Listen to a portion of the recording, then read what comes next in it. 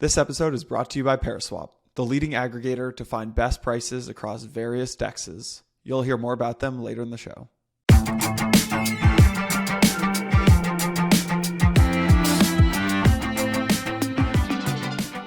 All right, everyone. I'm here with Avichal Garg from Electric. I got Haseeb Qureshi from Dragonfly. Both these guys look like they might need another coffee or two because maybe they both came from Denver. So what's going on, guys? How you guys doing? Hey, good to see you. Yeah. Doing amazing. Good. Though Haseeb supposedly does not drink coffee. I'm not sure I fully believe it with the amount of productivity and writing that he puts out, but yeah. So yeah, I will tell you, crypto is a pretty strong stimulant. So with crypto, you generally don't need that much coffee. But that's all you need. Yeah, huh? Avichal knows. Avichal knows I don't drink coffee. Yeah. All right. It's very impressive. Confirmed. Confirmed. All right. Well, I had my coffee before this. I got my sparkling water. I got my pistachios. We're good to go for a big episode. I think I want to jump right in with narratives, actually. And when I think about just crypto, and Santiago and I talk all about just like narratives, and I probably harp on it too much and focus on it too much, but I really do think that this space, at least since the last 4 years, has been driven entirely by narratives. And the reason for that is because this is, at least to me, it feels like the first time we've ever had really sectors emerge in crypto. And so when I think about the last maybe 2 to 3 years, you kind of had this, starting with maybe DeFi summer, you had this narrative shift from like DeFi to NFTs, then briefly to DAOs, and then to L2s, and then to play to earn, and then to metaverse, and then to like Web3, and then like back to NFTs. And the entire time, obviously, like the L1 wars were spanning those last 5 like co-narratives, right? And so I want to get your guys' take on just like, it's February 21st, 2022. What is the narrative today? And Haseeb, maybe if you could start, because you've written a bunch about just like the city analogy was great. I thought you had a really prescient post about like nobody's going to care about roll-ups. And I thought you've been ahead of the trend on some of these narratives by maybe like 6 months pretty frequently. And so what is the narrative right now for crypto, do you think? So that's a tricky question. I think right now I feel like we're facing a bit of narrative exhaustion. In that most of the narratives that we've been focused on over the last 6 months, so things like there's some, we saw this kind of resurgence of this DeFi 2.0 stuff, which I think with the fall of Wonderland and kind of some of the drama happening there, I think a lot of that has really lost momentum. Some of the GameFi stuff I think has slowed down quite a bit. Obviously, Axie kind of showing some instability in the SLP price, but then also just broadly speaking, I'd say even in January, I was seeing crazy velocity of gaming deals, and it feels like the gaming deals have just slowed down quite a bit, and I see less and less of them every passing week. And the metaverse, the kind of overuse of the metaverse term and kind of shoving it into everything and things that are metaversey getting just pounded by investors constantly, it feels like that has started to slip. The layer 1 wars have stabilized quite a bit, right? So we're not seeing that much movement in TVL for most of these chains other than what happened recently with Phantom. And even with the rise of TVL and Phantom, you didn't see a concomitant rise in the overall price of Phantom. And so overall, what you're seeing is that there's less movement among layer 1s. And I think a lot of what drives the narratives is volatility, right? So when you see a lot of things changing really quickly, and it's like, okay, they're winners, they're losers, and it's worth betting on because you can make money. When things are just kind of slowing down and the tectonic plates aren't smashing against each other, that's also a lot of what calms these narratives down quite a bit. So it does feel like we're in a bit of a lull right now to me, but I don't know, except maybe interoperability does feel like the one thing that still there's a lot of excitement about, but there aren't that many names to bet on yet because some of the big players like Layer Zero and Axelar and some of these other folks who are building these kind of next gen interoperability solutions don't have tokens yet. So there's not that much to bet on at the moment besides things like Synapse or Seller or some of these kind of smaller already existing interoperability plays. Haseeb, how much of that do you think? Well, I was going to say, I wonder how much of that is a side effect of just the crypto cycles too. We're far enough into the bull, maybe at the beginning of a bear cycle here, that it's kind of what you were talking about just at the beginning here, Jason, was like it's just exhausting being in crypto, and like when you've been running hot for 2 years, it's just like at the end of the cycle, everybody's just exhausted. Because it reminds me kind of what like early 2018 felt like, where every every startup that couldn't raise was just pivoting into blockchain. And so you just started, like, as an investor, you just started seeing these DEXs come in and everything was just on the blockchain now. And everything was going to be distributed. And that's where the trope of like, oh, we're going to distribute all the things, we're going to distribute Airbnb, we're going to decentralize Uber. And like, that's where that was happening. And that was sort of like the last throes of the bull. So it kind of makes me wonder if like it's a kind of a weird top signal. It's just like everybody's tired. And so you're just like, I don't have like headspace for more narratives right now. I just like can't deal with more narratives is like the signal that there's just so much noise coming in that you've sort of like hit that wall. I mean, the other side of it might be that it's no longer a single narrative, right? There's so many narratives running in parallel that you can't, as an individual, you can't keep up anymore. And so it's kind of like going into any one of these subsectors there's just so much activity now, which really was not the case 3 years ago. That kind of, I mean, like basically I agree with Haseeb, but what I'm thinking through in my own head is like, I wonder how much of it is that I'm just tired and it's a side effect of like 5 narratives running in parallel that it's just so hard to keep up. Well, the thing that worries me about it is that you're seeing also this disconnect between privates and publics, right? So if you look on CoinMarketCap, you just see like this obvious lack of momentum, right? There's not that much changing on week over week basis, other than things kind of slowly sliding down, but not a lot of sort of shifting in the rankings of protocols or of tokens. But in privates, right, when you see sort of late stage or even early stage investing, you're still seeing lots and lots of rounds getting done, things being oversubscribed, people investing a lot of capital into some of these deals. And that, I think, is also a worrying sign when you see this disconnect between publics and privates.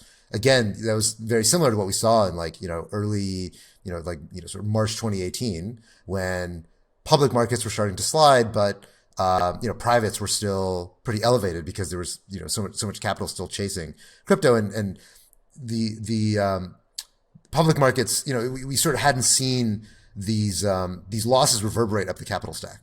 And I think, to be clear, I don't think we're in a March 2018 scenario right now, but it is clear that this is part of the reason why momentum doesn't feel very strong, is that it feels like the private markets haven't caught on yet. So just to give you another shot on this question, right now there's a huge amount of conversation around Web3, right? There's so many people talking about future of the web, decentralizing the web, blah blah blah blah. But there's not that much funding actually happening. There's not that much happening on CoinMarketCap with respect to Web3, right? Like, what are the Web3 names? Except maybe like Arweave or something you could argue is kind of Web3-ish, maybe Filecoin. But we haven't really seen this narrative, which has gotten a huge amount of momentum and attention, actually translate into something actually happening in the market. And that also feels to me like a worrying sign relative to where we were 6 months ago, where almost all the narratives we were talking about were also reflected in prices. I'm trying to figure out like why we love these narratives, and to me, it feels like the crypto space almost when we're in the heart of a bull market, narratives are exciting, right? New narratives justify the deployment of new capital. And what I'm hearing you guys say is that we're exhausted by these new narratives. And the impact of that in my mind then goes, new narratives justify deployment of new capital. No new narratives justifies minimal deployment of new capital. So, and Avichal, I do hear you mentioning January of 2018, and flashes me back to this like prolonged bear market that we went into for 2018 and 2019. Now I know what you guys would probably say if I said like, well, are we in a bear market? I'm not going to ask that, because you're like, we're long-term investors and we believe in the future of crypto, and give some really, I don't think that's what Avichal would say, by the way. Give some really boring response that Santiago always gives me. And I'm like, Santiago, that's a horrible response. That's so boring. But I like when you guys think about the and Haseeb, like the public markets trickling down to privates, what does the next, are we just in for like kind of this consolidated year where like the markets just kind of float around and like maybe some of the bad stuff shakes out, as we're kind of seeing over the last month, like some of these new ideas and things that we tested and got maybe ahead of our skis and stuff like that, things just get kind of fizzle out like they did in 2018 and 2019, and then takes 18, 24 months, and then a new fresh wave of narratives and capital comes in? Or I guess my question is like, what do the next 10 months look like for you? Well, I think we do ourselves a disservice by trying to compare this to 2018, right? 2018 was a bunch of stuff got funded that was complete bullshit, and the floor just fell out from under the crypto market, right? People sort of realized like, hey, this whole notion of ICOs basically has produced a whole lot of garbage, and there's no there. and the market just completely lost confidence in everything. I don't think that's where we are, right? I don't think people are going to wake up and say, oh, guess what? Ethereum is worthless. Bitcoin is worthless. And this is all a big sham. I don't think there's any chance that we end up there. I think it's more likely that we realize that, like, hey, there's nothing that exciting coming down the pipe in the next 3 months. Like we're kind of in more of a waiting game for the next generation of things to emerge, whether it's games, whether it's kind of more use cases for NFTs, whether it's interoperability, whether it's UX, whether it's scaling. There are a lot of things that we're clearly bottlenecked on. And it's kind of like the, USV had this post, I think it was 2018, that they wrote about this kind of the infrastructure phase and application phase and how you end up, modulating between the two over time. And I think it feels to me like we've kind of exhausted one application phase, and there aren't that many adjacent ideas that you can do that are going to be launched within the next year, right? Like there's like crypto games, which are very simple. It's like, okay, we're just going to create like some super straightforward farming thing that is, analogous to Axie Infinity or like Farmville, and it just has tokens on top, and it's a kind of mini yield farming game or something like that. And then you have all these people who are trying to build really expansive, dramatic, visions of what a crypto game can be, but it's an actual like high quality game, which means it's going to take years to ship, and so we're not going to see anything for the next year. And I think that it feels like a lot of things are like that, right? Like you look at something like ZK EVM, which portends to be able to scale the EVM massively in zero knowledge. Everything along these lines is like a year and a half away from being production ready. And, although a lot of projects are saying, like, oh, we're going to have it really, really soon, we're going to have test nets soon that are, nowhere near ready for people to, be able to deploy significant amounts of capital to them. So I think the things that I'm most excited about, most of them are not coming soon.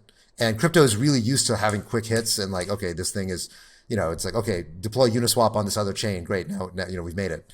And I think we're not going to see many other things like that because most of the low hanging fruit from this generation of infrastructure has already been plucked. Well, it's interesting. So two thoughts on that. One, I agree. I mean, some of the stuff that's really exciting that I look forward around either scalability or zero knowledge, privacy, it's like it's in the pipe, but it's not quite here yet. And so I think there is this little bit of a lull. It also, I think there's a just a human thing here, which you see outside of crypto and startups, which is like, as a founder, if you start a company, for the first year, it's like the promise of the thing will really carry you. Just, it's like, oh, it's going to be awesome when we launch this thing and it's going to be great. And then you launch the thing and it takes 18 months to build it and get it out the door. So you launch the thing and then like nobody wants it. And you're like, oh no, like what did we do? And then you grind away for another like year or 2 years to like figure out what is the thing that people want. And if you get lucky by like year 3, you have found a thing that people want. And now you're in this flywheel of, oh, okay, people actually want this thing. What are the implications of that? And then like in some sense, like the sexy part of the thing is over and the real work begins. Right now you're like, okay, this thing works. How do we get it to 1 billion people? And that's just like, you just have to grind it out. You just have to make it work on every platform. You have to fix all the bugs. You have to make it more performant. Like all of that stuff has to come into it. One of the things I was thinking about is just like what we've done with crypto and Web3, kind of the way that we finance these things is it used to be the case that this whole like emotional cycle that founders and companies go through was hidden from the public because the thing just goes IPO. And at that point, it's, it's a Series D company and it's got VPs and like the whole thing kind of works. And so you're seeing this machine where like money goes in the top and $5, a dollar goes in the top, $5 comes out the bottom. And that's like the machine that most people are used to. And that's what a company is. And in crypto, we've moved it all the way back to seed level. And so now everybody's experiencing like all of this emotional up and down that happens inside every company. So, like I two thoughts on this. One, any of the drama, like you mentioned, Wonderland, that kind of drama happens all the time in startups. Like people do background checks. So you're not talking about like true, scamsters coming in and fraudsters that have like laundered money, that kind of stuff. That was pretty bad. But, like co-founder disputes and fallouts or like, what is the right way to manage this company or like your co-founder leaving, like all that kind of stuff happens all the time in startups. It's very, very, very common. We're just like, most people don't experience it and they're somewhat insulated from it. The second thought related to that is, I think the pricing volatility that we see is actually very similar to startups too. Like we talk about this internally, we talk about it with founders, we talk about it with our investors. You definitely go into some startups outside of crypto, right? And you'll go in 1 week at the seed stage and you'll think to yourself, wow, this company's going to IPO and it's going to be worth, $10 billion and it's the next Coinbase or the next Facebook. And then you go in, 2 weeks later and you're like, oh my God, this company's going bankrupt, right? It's just you don't price that into the stock price. And in crypto, we happen to price it in. And so a lot of I think what like the side effects of are like a lot of what we're seeing right now, whether it's pricing or TVL shifts or like narrative exhaustion or all the stuff that we're exposed to now, I actually think is very similar to what happens in any given startup over any given week or month or quarter. It's just most of the world is not used to it. So I think there are actually a lot of, it's just like startup life in a lot of ways to me. Like this totally makes sense that it would work out this way. Yeah. I can't even imagine if Blockworks had a Blockworks token from day one. It's like the highs and the lows. Oh my God. It's like, there would have been, totally. There would have been days when that thing would have been down 90%. And then two days later, the thing's up 10x, right? And like, exactly. Man, I do wonder what that does. Probably better to talk to like a founder about this, but like what that does for the founder of that thing. So like, let's take, I'm just going to like throw out a random guy who I really respect, like Stani from Aave, right? Like Stani makes a bunch of money in Aave tokens right away. Maybe I shouldn't call out anyone specifically here, but too late. But like, what does that do for your mentality? Because, he can't sell the thing. And I think it was Kobe who actually had a good post on this, which is, being the second or third employee at most startups in like Web 2 world actually kind of sucks. You're taking pretty much all the risk, but you get like a minuscule amount of the equity. In crypto, that's almost flipped. And like in Web 2, in like traditional tech, whatever you want to call it, the founder has like most of the equity and then they distribute it and stuff like that. The second employee doesn't. In crypto, that's almost flipped, where like the founder can't really sell their equity. But then the second or the third or the fourth employee, like the third employee at Aave probably made an absolute killing. Nobody knows who they are. They can sell as much as they want. So it's interesting to see like what that does to actually the employee psyche and like the founder psyche as we build these things out. Yeah, I think it's called the Charlie Lee when you brutal. Yeah. It's I'll make one more general observation. I think a lot of what Kobe was saying I think is true. I think that I think there's a healthy middle ground between the two. I think there are things that we should learn from the Web 2 side of it, which is like employees should have long lockups and vesting is good. And like there's, you don't want to hand somebody $100 million on day 3 if the protocol happens to hit. That's just not good for anybody. It's not good for the team. It's not good for the protocol. It's not good for the community. And so I think we're going to take some of the best practices from both and pull those together. And I agree. I think like fixing some of the risk reward for early employees is a good thing. I will note though, and most of the founders that I interact with that have been fortunate enough to be successful, I think the money doesn't really change the people. It just makes them more of who they really are. And so the people who are just wanted to win, and that's just what they're motivated by, all of a sudden they have way more money and they just get even more aggressive. They're just like, okay, now I can really do the stuff I wanted to do and I can throw this money around and have leverage. Not in a financial sense, like I can go talk to politicians and the senators will listen to me and like I can get access to anybody, and like they just dial it up. And the people who are kind of in it for the money in the first place, and they're like, cool, I got my 5 million or my 10 million and I'm out, and they'll just cash out and they'll leave. So it's actually a really interesting character test in my experience. It's like if you have, and that's why I think it's so important in the earliest stages to be able to assess people, right? It's just like if you can assess whether founders in it for the right reasons and you have sort of sixth sense for that, those people tend to stick around even after they made a ton of money. I mean, look at Vitalik, right? He doesn't have to do what he's doing, right? He could just be sitting on a beach somewhere. And he's clearly not motivated by the money at this point, right? So, and I don't think he ever was. It's a mission-driven thing for him. Totally. Yeah. There's this quote. It's like, money is not good or bad. It doesn't offer freedom. It doesn't manifest evil. Money is just an amplification of your character. Haseeb, can you give an overview? I'd really recommend folks go read your post about just cities and blockchains or cities and that piece that you did, and we'll put it in the show notes. But can you just give an overarching, just like, what is that thesis? Yes. So, okay. I get a lot of questions about how to understand, is it going to be the case that Ethereum just wins everything? You probably have gotten this question a lot of times. Is Ethereum just going to be the be-all, end-all of smart contract chains? And or is it going to be that Solana takes everything, right? Or one of these other chains supersedes it and becomes the kind of the dominant chain where almost everything lives? And I came up with this analogy as a way to explain the intuition for why I don't think either of those are going to be the case.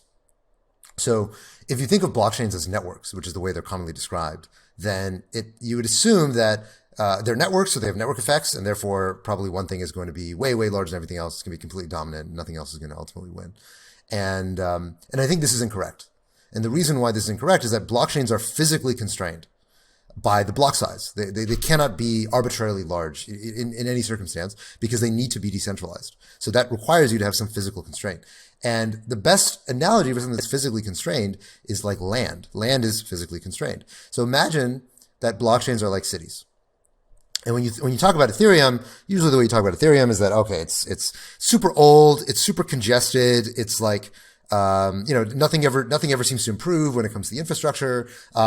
Nobody can really afford to transact there anymore. But it's where all the money is. It's where all the high status people are. It's where all the NFTs, the most expensive NFTs, the biggest DAOs. And so the analogy I try to give is that Ethereum is New York. New York is super expensive. A lot of people are priced out though. It's one of the most happening cities in the US. It's the financial center. It's where all the money is, where all the biggest companies are. But if you're an up and comer, you are not going to want to come to Ethereum because you're going to be priced out. The rent is crazy. Like it's tough to live there. And so there are different approaches to scaling, and trying to move past just what we have today in New York. The two approaches that I outlined very briefly are, the first is roll-ups, which I analogize to being like skyscrapers. And they're like skyscrapers because they allow you to take the same land and get more out of it, by building upwards, building vertically on the same layer one, which is basically how a roll-up works. But when you're on the same roll-up in the same city, quote unquote, being the same layer one, you're still constrained by the layer one. So you don't escape the properties of the layer one. If the layer one is super congested and super expensive, you still have to deal with that when you're in roll-up land, because if you want to move from roll-up to roll-up or move from a roll-up to another chain, you have to deal with the fact that you still live in New York City and it's still super expensive and it sucks and it's a pain in the ass to get around town. Then I talk about interoperability networks and application-specific blockchains, which I don't think are super viable as a way overall to scale blockchains in general. And the third approach is to build another layer one, which is like building a new city. So that's like building Boston or building LA or building Chicago. So I kind of describe a lot of the layer ones as other cities. It's a little bit tongue in cheek, but it's kind of an illustration of how part of the way that you see cities evolve naturally is that cities become very different from each other. They take on very different properties because what you really want is not a bunch of cities that are like each other, because that doesn't really serve people who have different needs very well. What you see in practice is that, New York is very different from LA, which is very different from Chicago, which is very different from Houston. And they have very different governance, very different cultures, very different kinds of people, very different industries that congregate in those cities. And you see the same thing in layer ones, right? You see that Ethereum is very different from Solana, which is very different from Near, which is very different from Avalanche. They have different communities, different cultures, different types of applications that they're going after. And this model predicts a few things that I think are descriptive of the current world in crypto, which is one, that you see a power law distribution among the size of cities or layer ones, but there are a lot of layer ones that are valuable. In the same way, there are a lot of big cities, but you see a power law distribution, right? Like New York is the biggest city by far, but then LA is also a really big city. Same thing with like Ethereum and Solana. What you also see is that roll-ups, skyscrapers, are important technology. They're an important part of the city, but they're not complete solutions to scaling. And then lastly, that building bridges, allowing people to sort of move between these cities is going to become increasingly valuable as the overall size of crypto increases. So that's the blockchain as cities model. Empire is proud to be supported by ParaSwap. ParaSwap is one of the leading DEX aggregators in crypto. Let's say you're booking a flight. You would never go directly to an airline, right? You'd never go directly to United or Delta. You'd obviously go to Google Flights or Expedia or Kayak or Booking.com. That's what ParaSwap does for DeFi. ParaSwap, if you're watching on YouTube right now, you can see the platform. ParaSwap makes swapping easier, it makes it faster, it makes it cheaper by aggregating more than 80 different DEXs. Again, if you're watching on YouTube, Uniswap, Sushi, Balancer, Bancor into one single interface. You can use ParaSwap on ETH, Polygon, as you can see here, BSC. They recently launched Avalanche a few weeks ago, pretty exciting. If you are a trader listening to this, you are losing money by not using ParaSwap. And excitingly enough, if you're a company or a platform looking to access the swapping or the yield capabilities of DEXs, you can now use ParaSwap's APIs to integrate into your platform to get the full power of the DEX aggregator into your platform. So head on over to paraswap.io. Again, if you're watching on YouTube, you can see how simple it is to use. Just plug in, let's say I want to swap, 0.2 ETH for USDT, you can see how simple it is. Just plug that in right there, and it aggregates over 80 different DEXs. So head on over to ParaSwap, ParaSwap.io to use the platform today.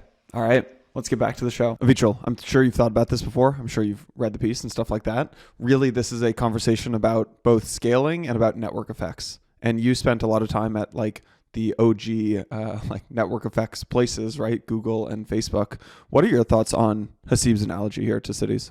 Yeah, I think it's basically correct. It's funny. I promise I didn't steal this from Haseeb. We've been historically talking about it as countries rather than cities, just because I think the governance and language and cultural splits are often even more stark when you think about like Korea versus the United States. It's just like a very different culture in a lot of ways, and so it just really amplifies a lot of what Haseeb's saying. But I think directionally, basically agree with Haseeb.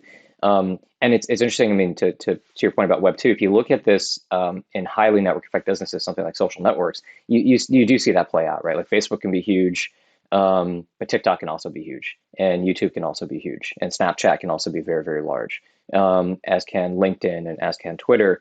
And then we take this sort of regional, cultural, language, governance sort of idea. You realize, oh, there are networks like KakaoTalk in Southeast Asia. And Japan is its kind of own thing, right? And so that's kind of like Cardano. You're just like, I don't understand Cardano, but like it's there and it's like huge in Japan somehow, right? And somehow it lives on.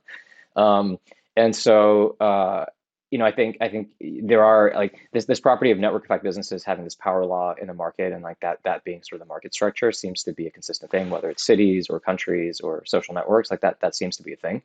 And so I agree. I think it would, that's our best guess for how this plays out as well. It's just some sort of power law. And then that is where I think things like bridges and connectivity and, you can extend that analogy to an extreme and it starts to get kind of wonky, but that's where like free trade starts to matter, right? Or like,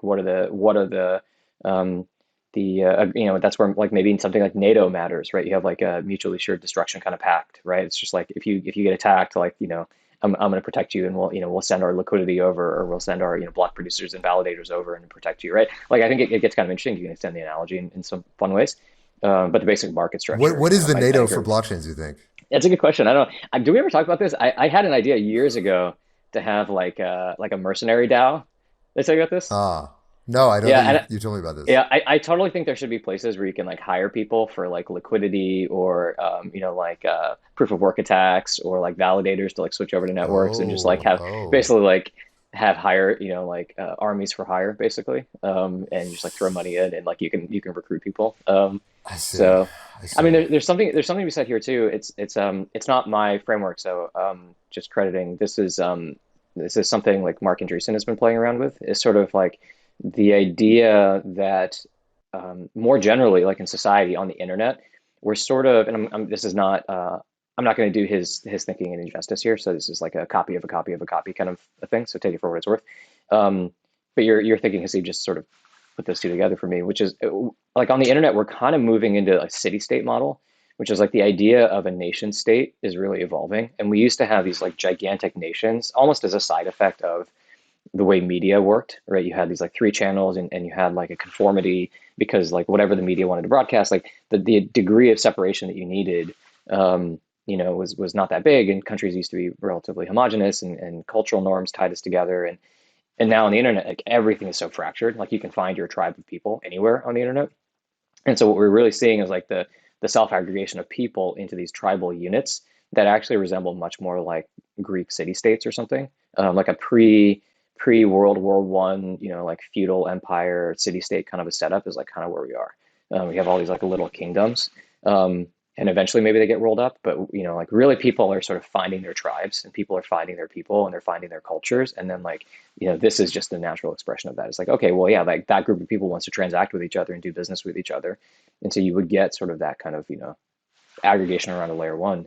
And so I think it's an interesting question of like, to what degree, like, do you actually end up, I don't know the answer to this. Like, I do think Ethereum's a big winner, but there's a question of like, how long is that tail, right? Like, do you end up with 10 layer ones? Do you end up with like 100? Because the ease, you take something like Cosmos, it can just like pull the SDK, you can like roll your own blockchain. It's like part of this bigger thing, but like, you don't really think of yourself as part of Cosmos, right? You're like taking the Tendermint SDK and like rolling your own thing. And there's like, I don't know, are there going to be like 500 layer ones that kind of interop with each other pretty quickly and easily and seamlessly, but they're kind of like, this is your tribe and this is who you want to do business with.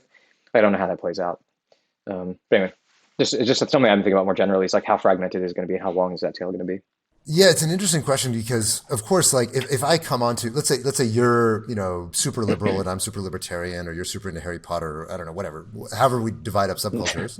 Yeah. Like if you're let's take Harry Potter, I think as a more striking example, right? So there are big Harry Potter subcultures and fan cultures online. Are you guys saying let's this say because that you know there's that like Santiago's a huge Harry Potter fan? You know, Santiago talks about like Harry Potter every episode. Is that right? I Yeah. did not know that. Yeah, he just bought. He's like one of like 3 buyers of like these like rare Harry Potter collection That's sets. amazing. That That's awesome. yeah. Is that why he wears the glasses he does, to try to tap into the Harry Potter energy? Yeah, yeah. You know what? That makes a lot of sense. That makes a lot of sense. Well, Harry Potter's perfect then. Harry Potter's perfect then. So obviously there are certain affiliations that have very limited reflection on your desire to do commerce, right? So like being really into Harry Potter, you might want to buy Harry Potter NFTs, you might play Harry Potter games, but when it comes to like Harry Potter DeFi, right? Harry Potter has no opinions about, what kind of pricing they want for Ether or USD, or, buying, synthetic S&P 500 or whatever. Like your pattern of savings is not going to be influenced by your identity as a Harry Potter fan. Like Santiago will use whatever chain gives him the best price. So my instinct here is that the subcultures that I think are easily identifiable within crypto that produce unique layer ones are things like, I want everything to be private, or I want I don't know how else to describe the other layer ones. Like, Solana's like, look, I don't care that much about decentralization. I just want really high performance, right? There are a certain number of axes that will influence what kind of market you want to enter into, which is a lot of what determines what layer one you're going to live on. But if you're creating a layer one for like Harry Potter lovers, maybe you have Harry Potter NFTs there. Maybe there's Harry Potter, themed games there. But there's a lot of, markets in general tend to be neutral, right? Like that's kind of the key property markets. They don't care who you are. It's like, whether you're, a strict follower of Sharia, or whether you're a, horrible, soulless capitalist, come to the market, and like we're all equal in the marketplace. So for that reason, I do think that although we will see, the internet does encourage a lot of balkanization in that sense. Blockchains, because everyone's pseudonymous, right? No one carries their identity into, unless you intentionally go build it around yourself. Blockchains try to be this kind of neutral substrate for just like, okay, you come here, you transact, you spend money, and no one has to, in principle, know anything else about you in order to transact with you. So that's my counterpoint to that thesis.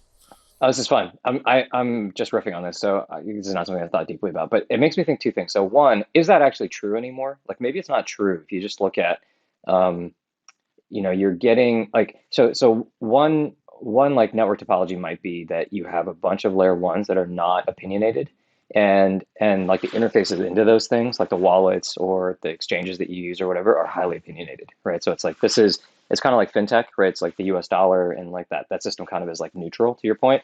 But then like you have Amex versus Visa versus Brex versus, like a long community banks. Like you have this long tail of like, I'm going to carve up the user base, and then I'm going to market to them in a very particular way.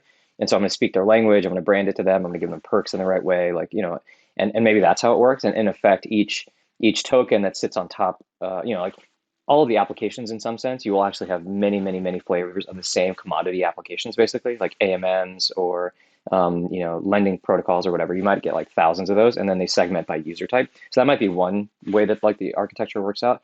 The other is that actually, because the value capture is so tied to the L1, the token value capture is so tied to the L1, and it's so easy to sort of, at a certain point, it's like copy paste L1 and spin up your own validator set, that maybe those 2 things are much more closely tied. So maybe the example here might be something like Flow. So Flow is just like leaning in so heavily into like the sports community, for example, and sports, between NBA Top Shot and NFL and all these things. And sports is such a point of identity for so many people that maybe that is like, they choose the layer one based on like some core identity features that they actually have, which would run counter to the way things work today, which is like the neutral substrate. And I don't know which of those 2 will play out. Like in some sense, you already kind of see that like with Bitcoin, right? It's like has a very strong ethos, and these 2 things are tied together. It's a little different, obviously, as an L1. You kind of see that with Solana, like the vibe of the people is just so different than it is on other chains. So I don't know. It's kind of an interesting question to like what extent will the fragmentation happen at the app layer versus the L1 layer, or will like, because so much of the value capture is at the L1 layer, does everybody have an incentive to like produce their own L1 and like produce their token to target the community that they want to target, and you actually get much more fracturing at the L1 rather than at the app layer. I tend to agree with you for what it's worth that you'll get neutrality for what it's worth. I tend to agree. I think that's how it probably works. But I'm not 100% sure. I'm like, 80-20 that's how it probably works out. Well, but what you see within Ethereum is that Ethereum, I think Ethereum may be unique in this respect, but Ethereum already doesn't have anymore a single culture. Right? There's so many subcultures now that coexist within Ethereum, where like the NFT people are so different from the DeFi people, who are so different from the Web3 and kind of decentralized social media people. And there are even more subcultures that I'm probably not even aware of because, they don't hang out on Twitter. And that, I think that balkanization is more likely to happen within the layer ones that basically are these in principle neutral substrates. But then I think you make a good point that like Solana does feel different. Solana does feel like the culture of Solana, like there is something that unites, Melania launching her NFT on Solana and like Radium and like, kind of all the energy around Solana is about this like, it's like high performance, build the fastest thing, make it super cheap, and everyone makes money. That does feel like it's a common thread within the Solana culture at the moment. But I think as Solana grows and if the tent really increases, that you could see the same balkanization happen on Solana, where like the gaming people really diverge from the NFT people, who diverge from the DeFi people more than they are today. Here are my two takes, which is I think on one hand, there's one world where I think we all want to say that identity gets tied up in L1s. Because identity is so tied up in I feel like when we go on social today, it's like identity, and everyone has to have a really strong take on it. But if you actually look at how technology is usually played out, there's not that strong of an identity. Like when I shift from like my AWS Redshift cluster over to Snowflake, or like I decide like Azure versus Google Cloud versus AWS, like that's not an identity thing. It's who's giving me the fastest speed, what's the fastest speed, and like what's the cheapest thing, and I'm going to go build there. And I think that people like to think that their identity is tied up in L1s, but as soon as the price changes, their identity shifts, right? Everyone likes to think that they're like this big Solana maxi until the price of Solana goes down and like Avalanche starts liquidity mining, and now they're like, oh, I love Avalanche. And then like the Near narrative takes off and they're like, actually Near is like really, really interesting. And so I think people overweight how much they think identity ties into this stuff. I don't know about that, actually. I'll take the other side of that, because I think it's certainly true for a segment of the population, right? If you were late to one of these chains and then the next chain is offering you the thing that you missed out on, you might hop. But I think, this is why we have sort of BTC maxis. This is why we have, ETH maxis now. I think it's like once enough of your net worth is tied into these things, there's clearly an incentive for you to become an evangelist. And if you own enough of it and it falls 50%, there's a very clear incentive for people to evangelize the thing. And I think, taking your Redshift example, like it might be different if you actually were, like you might feel slightly differently, let's say with AWS versus Google or Azure, if you were a shareholder in Amazon, but not in Microsoft, right? You might be like, well, okay. Or you might feel even more strongly if it was specifically very tied to the performance of Redshift, like the dollars that Redshift makes, that you get a share of, like, that go back to your pocket, you might feel more strongly about evangelizing Redshift. And so that's sort of the line that I'm playing with, is like how much of this is the tribalism is like, it is a it's a more unique property of these networks, because like the whole, like it's the other side of the coin of this whole idea of, if I can own a piece of the network because I'm doing work in the network, then is the natural side effect that like I have to become an evangelist. And if I have to become an evangelist, it kind of becomes like so many things, where like the most vitriolic, vehement, like the most aggressive people who are the most aggressive at evangelizing are actually the most successful. And that community, I think there's a parallel to religion here, right? Which I'm sure people have played around with, but it's like there is kind of like an R factor here, right? And like the more viral you can be, the more aggressive you can be, the better you can be at recruiting, the more likely your network is to win. And therefore you do get this kind of aggressive tribalism, which would then, to Haseeb's point, I think downstream, it might bleed into these things not being really neutral substrates. They might actually lead to being like actually hyper, like the L1 is actually hyper oriented around the end use cases, because the degree to which people need to evangelize to make the thing work and make money is so aggressive, which is like a unique property of these token networks that I don't think we've seen in prior network effects. So that would say, like, I guess taking the other side of my argument and joining you guys here, if like with Haseeb's blockchain cities, like Los Angeles, I think Haseeb, either you mentioned this in the post or on an episode I listened to, it's like Los Angeles is like, if you want to make it in Hollywood, if you're an actor, you go to LA, right? If you want to make a bunch of money, you go to New York. If you're like a diehard trader or something, you might hit Chicago. If you like want freedom and like hate taxes and like the sun, you might go to Miami or something like that. So in this case, like then the L1s would become, so it's like if you are building a trading application, then this ties into what you're building, right? So if you're building a trading application, you're just going to go build on Solana. If you're building an NFT, you're going to go build on this L1. And then maybe there's like the public utilities where like every single L1 out there has an AMM, a lending protocol, things like that. And that's just like base utilities. And then there's a focus of each L1. Am I understanding that correctly? Yeah. So to play that forward, I kind of two thoughts. So I think, I actually do think each ecosystem will likely have its own AMMs and liquid staking derivatives providers and lending protocols and even wallets, the equivalent of your MetaMask. And the reason I think that will be the case is back to this idea of like, I think the tribes have a financial incentive to make their L1 worth something. And the best way to make the L1 worth something is to have native applications built on that L1 that are unique to that L1. And so that's why I kind of like the country analogy, because I think people can get their heads around nationalism. I mean, I think this is absolutely true. For example, people who are from New York are proud to be from New York. It doesn't always translate, but nationalism is like very clear. If you're like an ultra, American nationalist versus, you're super French versus you're really, really proud of your Korean heritage, like that's a very visceral thing that people can get their heads around. And I think you will see a degree of that here too. It's just like, for like you see nationalism, like government supporting their local players and creating like tariffs and creating blockers to other people being able to come in because you want to like bootstrap your own industry. And I think there's actually if you go back and look at the history of like the Asian tigers, for example, like I think the governance mechanisms that those countries use is actually very apt here. You kind of want to create a little bit of, you want the like foreign direct investment to come in and like help bootstrap, but you kind of want it to be for your companies. And then you want to like shield your companies, your protocols effectively on your L1 from, the ETH people coming in and crushing you. Because then that liquidity is just going to flow back to ETH. And so what you really need to do is create your own network effects, prop those things up and get them to be big enough, and then potentially take those things and try to go capture some like market share in the bigger global markets, namely ETH. So I think if you take the country analogy, like it might actually play out very differently, where like each L1 has its own killer apps on top of it, and there's a financial incentive to do that, which goes back to this idea of like I'm like probably 70 or 80% in agreement with Haseeb, but I think 30% of me is like, actually, I wonder if you just get like way more fracturing here because it's so easy to spin up just software. You don't have to, like the place where I think the land analogy, either in a city or a country, breaks down is like, digital space is just infinitely more scalable, and it's infinitely easier for me to just like pick up and go create a new blockchain, right? Versus like going from New York in like a covered wagon to try to get to California.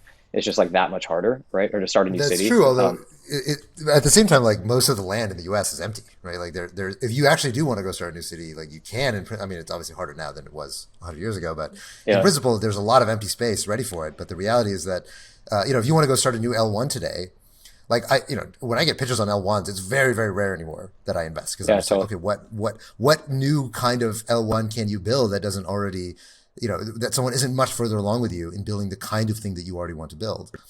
Now, at the same time, part of the reason why, Jason started this thread with a point of like, look, when I'm looking at Redshift versus Snowflake, it's a pretty dry kind of mechanical decision of, what better suits my needs. And, you sort of, Avichal, you kind of contrasted that against the sort of religious and cultural aspects of crypto. And I think, to Jason's point, what we should expect is that over time, if you look back in 2017, 2018, right, crypto was basically 95% religion, where it's like, okay, Bitcoin versus Dash versus Litecoin versus IOTA. No one's actually using any of this stuff for anything, right? We are just buying it and kind of slapping it around and yelling at each other on Twitter. And now you do see things like Audius that are like, hey, I was on XDAI, but now I'm moving to Solana because I need to, because I have like actual industrial needs that are only met by this particular blockchain. That the decisions that we're starting to see being made, like, Radium is, starting to migrate onto Near. You have all these people, some folks are moving from Solana to Avalanche or from Ethereum to Solana, and people are starting to make more of these industrious type decisions among layer ones, mostly just like the top 5, right? You're not seeing that much beyond, below that. But I heard the other day about a big application that's considering moving to their own Cosmos SDK chain from Ethereum.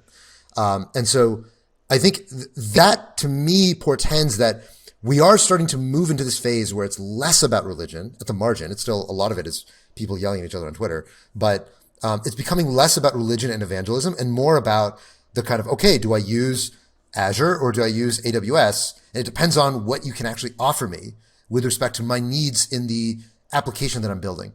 And it's a good sign that that's happening, but it's still a minority of what is determining the movement of prices and the actual activity of individuals on these chains. Yeah. Well, two thoughts on that, right? I think one, on the the fundamental utility piece, I would like that to be true. At the same time, part of the utility, like when an application is deciding where to go, which L1 or which chain to be a part of the utility is how many users can you bring me. And so if there is a community that has better evangelism and can bring you more users, you might choose to go there. Even like, so that's sort of the balance, right? It's like, if it's not the ideal technical fit, but it has way more users, would you choose to go there? And I think there are a lot of applications that might just choose to go to the place that has more users, even if it's not 100% technically the best thing that you might want to do. The second thought, which is actually on your first point, is I think the number of chains here is somewhat a function of the market size. So I agree with you. Like, we're not doing a bunch of new L1 investments right now, just because, like, how are you going to compete and how are you going to cut through the noise? But if we were at 2 billion users, we might have a very different conversation, right? We might be in a place, and you saw this with social networks, right? There was this period from like 05 to 08 where you had MySpace and Facebook and High5 and Bebo, and then you got this massive consolidation period from like, I don't know, 08 to 11 or 12. And everything that wasn't hitting scale was just sort of dying off. Like Friendster died off, MySpace basically died off. But then on the other side of that, you got Instagram and WhatsApp and Telegram and Discord, and you just got this like massive refragmentation because the market size got large enough. So I think we might be, I agree with you, like, we're not doing a lot of those right now. But I guess the question for me is 10 years from now, 7 to 10 years from now, after we've gone through a period of consolidation and we have like the 5 to 7 big winners, which we can probably all roughly agree on right now, do we actually enter a period where it goes from like 7 to 70 or 70 to 700? And like, I don't know the answer to like how many there will be.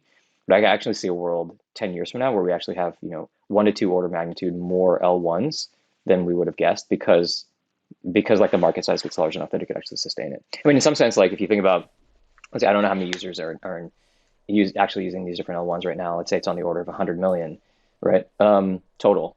If you take out people just sitting and holding Bitcoin, I don't know. That's probably even an overestimate. That sounds way too high. That sounds way too high. Yeah, exactly. Okay, so let's say it's order of magnitude like 10 million, right?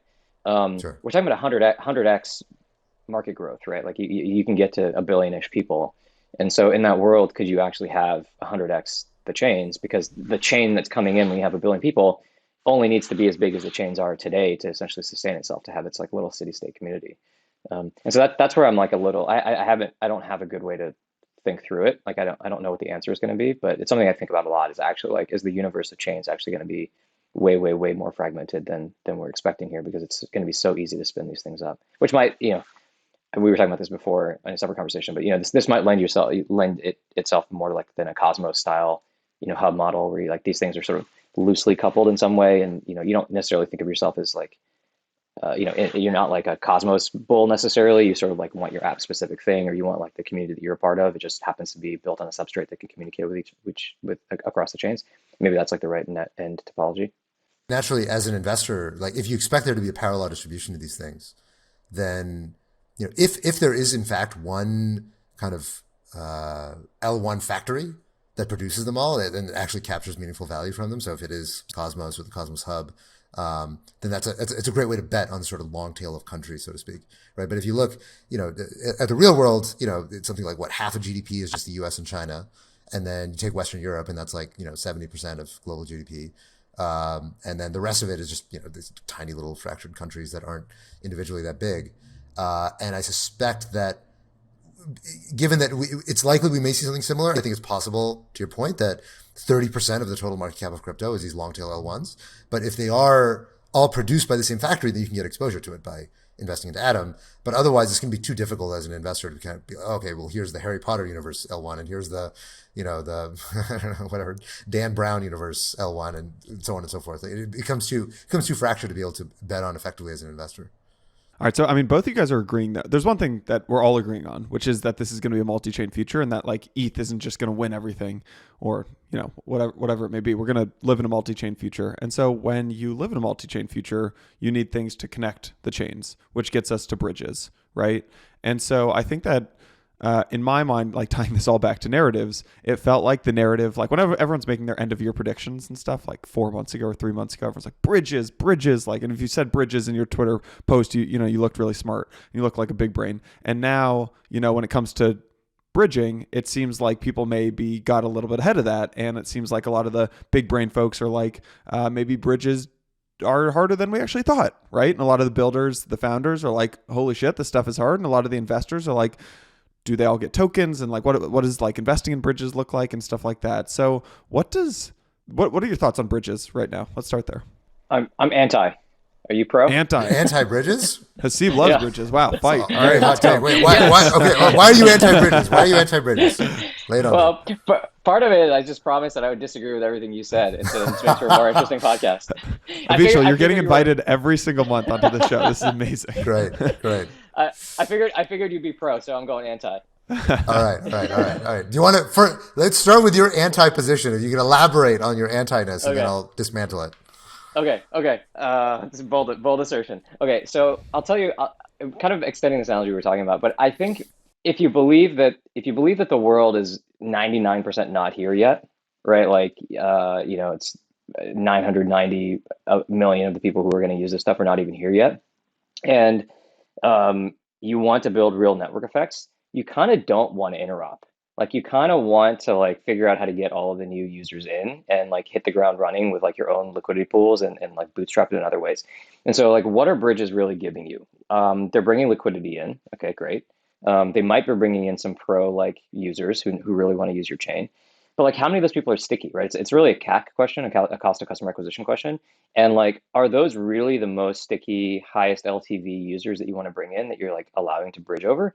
Or are you better off like trying to acquire all the users? So by analogy, this would be like Facebook is at 0, MySpace is at 80 million users. Do you really want to try to go get all the MySpace users and like encourage them to come over and port their networks over? Maybe.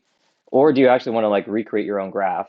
Do you want to like go get all the college kids, which are actually like the leading indicator of who's going to use this stuff, make your product super easy to use, lock them all in, and get the flywheel going? And so I think there's an argument actually, and you might argue somebody like Solana did this, right? They picked Rust, not EVM compatible. They like made a totally different set of trade-offs with decentralization. And there's sort of an academic argument there about what decentralization means, but set that aside for a second. They went to a totally different community of people. Like, it just feels like the high frequency trader kind of crowd, not like, kumbaya, like, let's make the world a better place kind of people. It's just like a different vibe, right?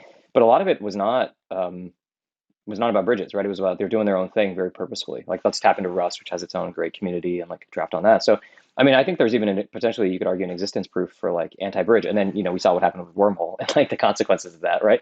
And so you could actually argue that like the bridge was sort of like, has created more pain for them than it's created value even. Anyway, that's my anti-argument. Okay. So now I dismantle that argument.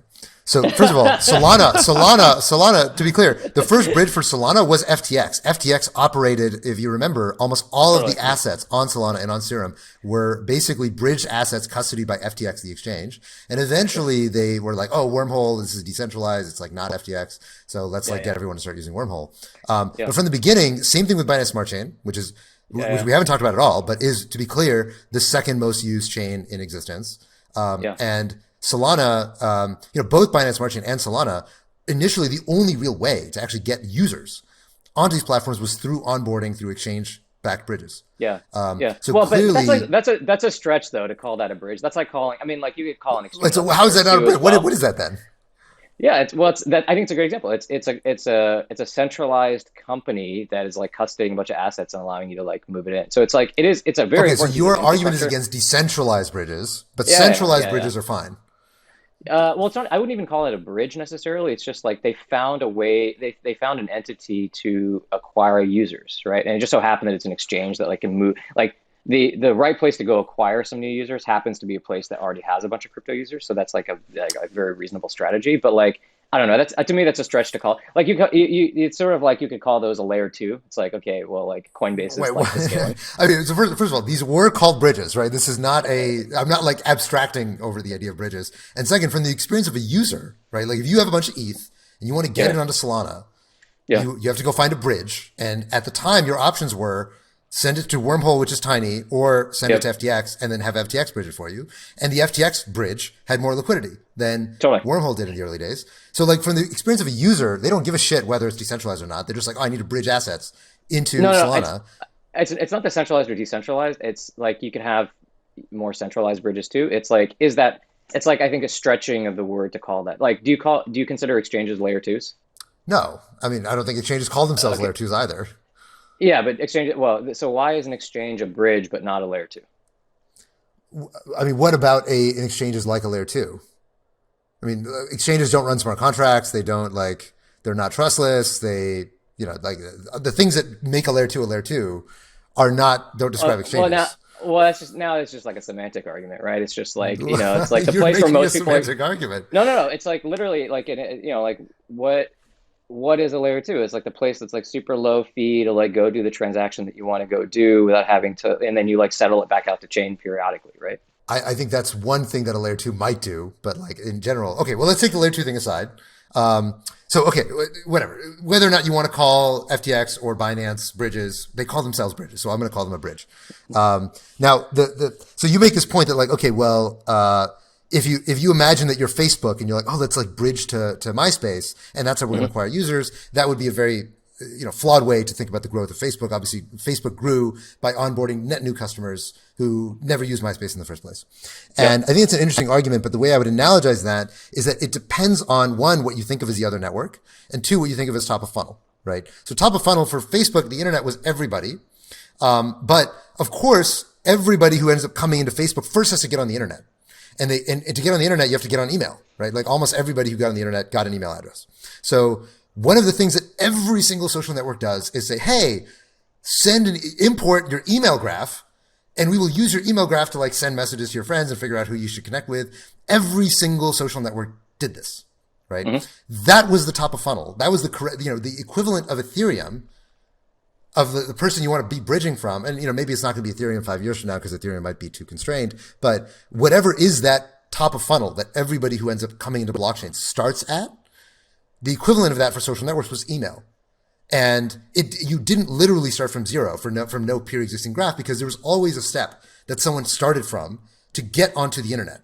And in the same way, in public blockchains, it's very unlikely that the first thing someone's going to do when they come onto public blockchains is show up on Near. Maybe it's possible that that's the way that it happens, but clearly today, the vast majority of people who are coming to public blockchains start from the biggest one because it's the one that they have heard of, they've seen on TV, it's where all the NFTs are, et cetera, et cetera.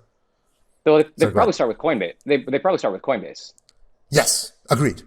They start with Coinbase, right. And then if they go further, then they go into Web3 and MetaMask, and they say, oh, the fees are crazy, and then they hear this thing about Near or Solana, and they go jump over there.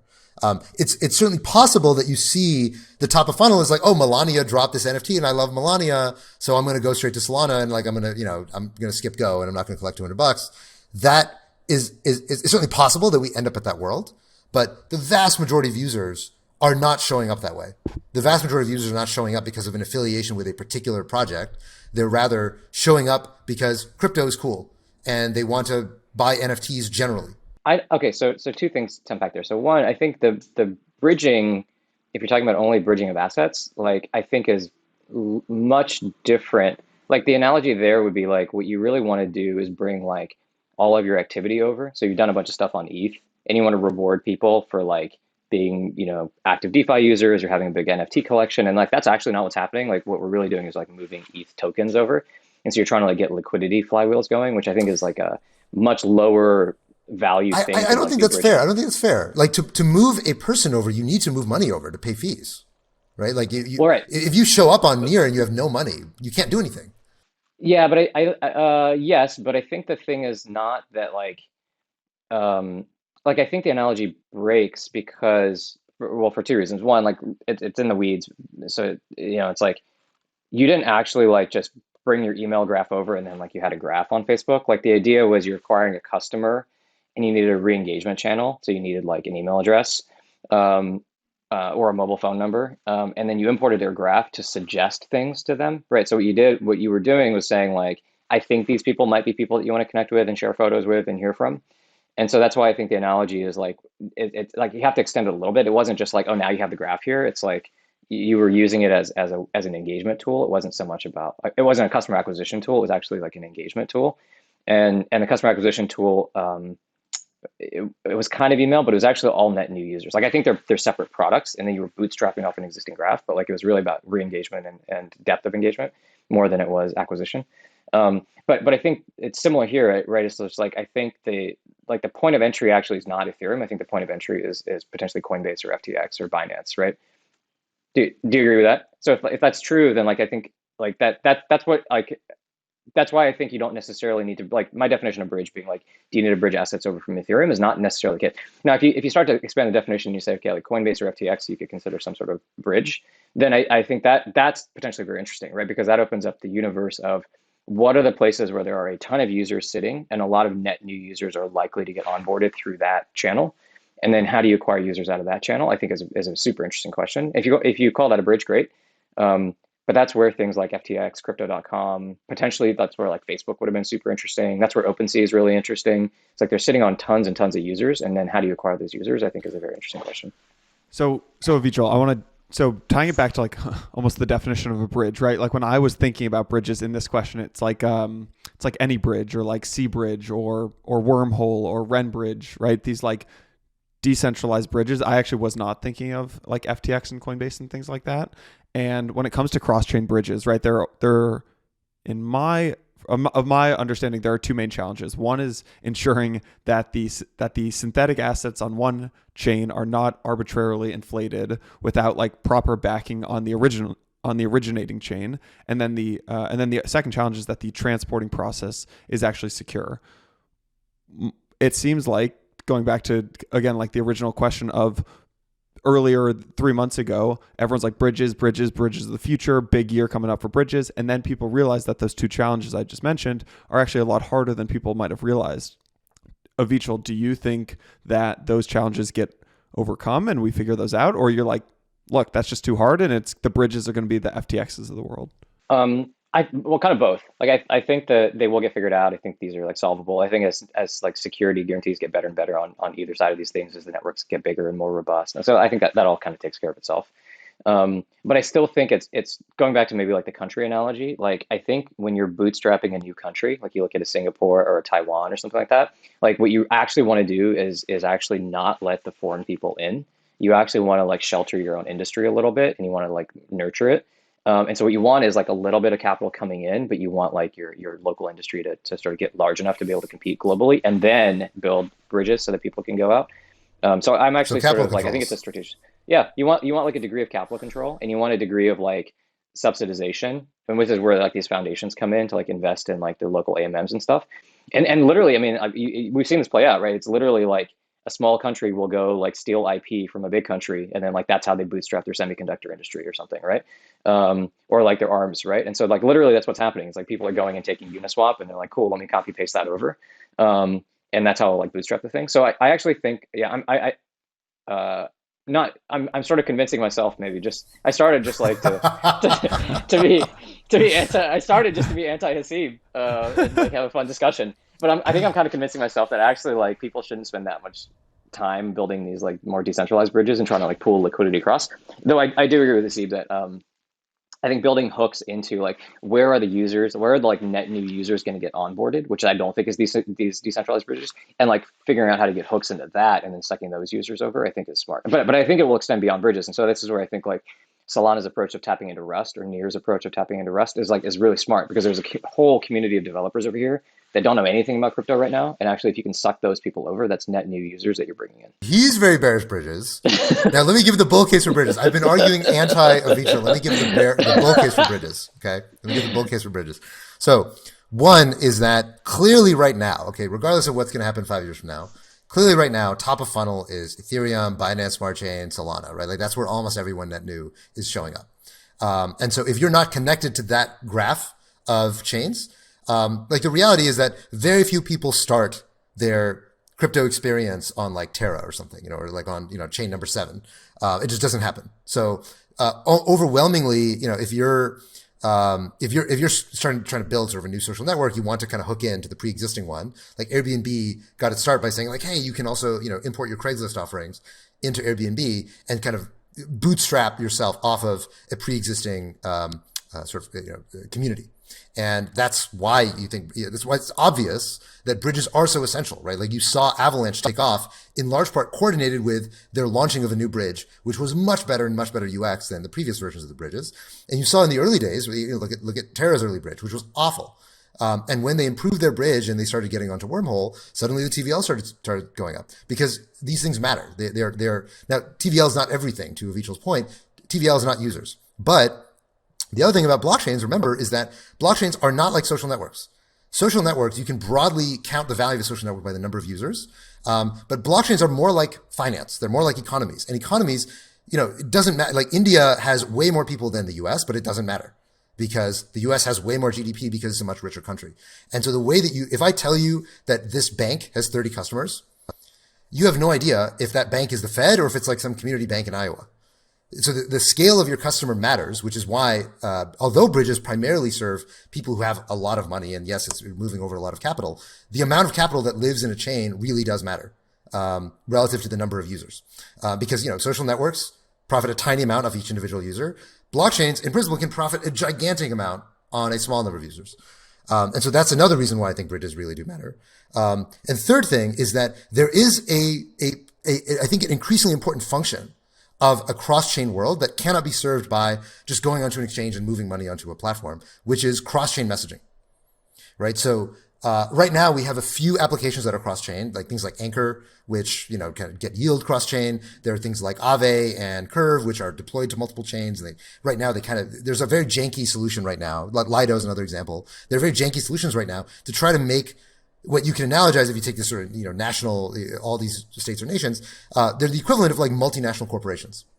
And when you have a multinational corporation come into your economy, the obvious thing about it is that it's really well built, right? It's kind of the same way multinationals are in the regular world, is that multinationals are extremely efficient. They're very well managed. They're very good relative to, you know, kind of the local off color, you know, stable swap AMM that's going to show up on your chain.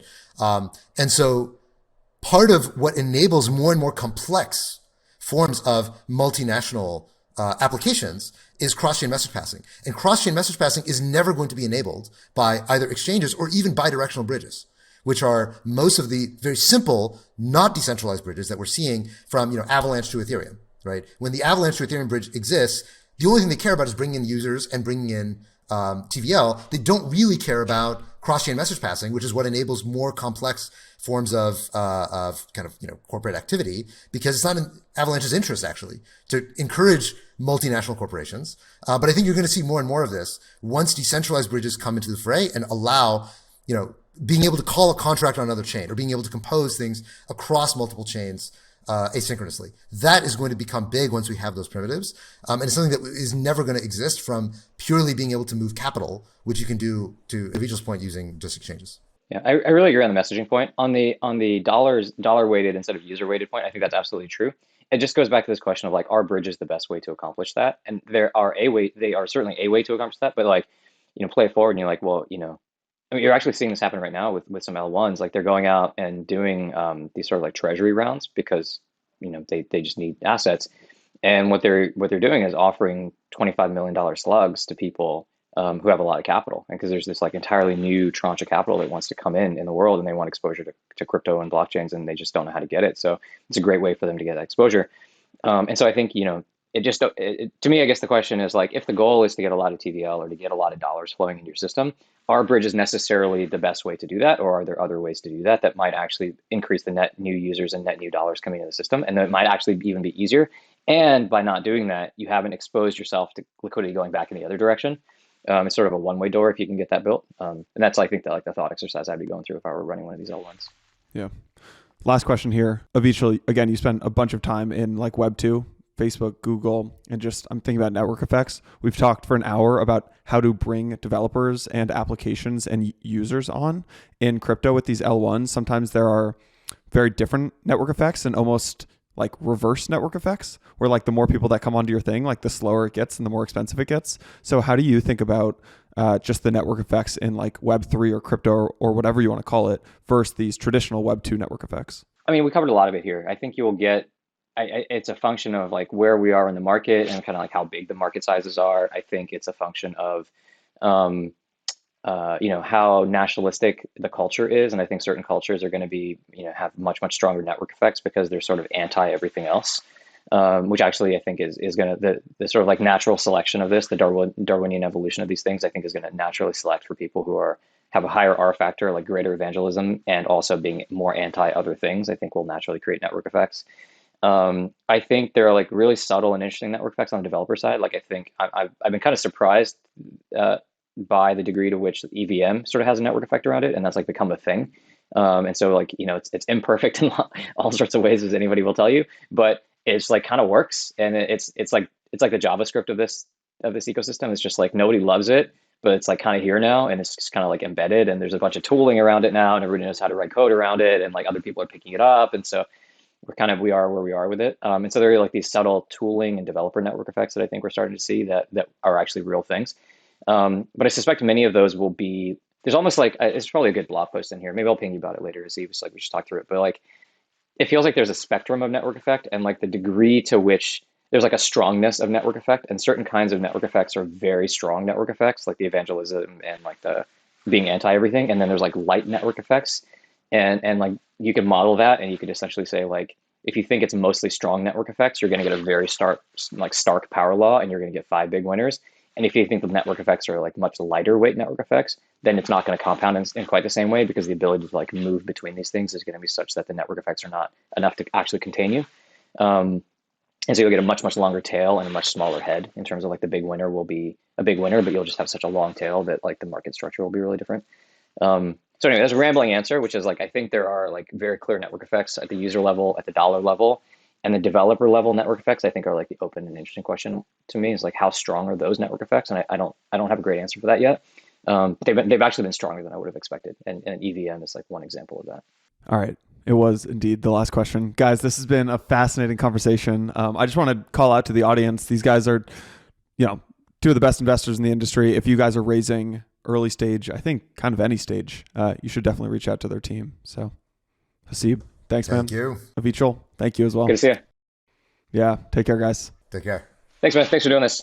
Yep.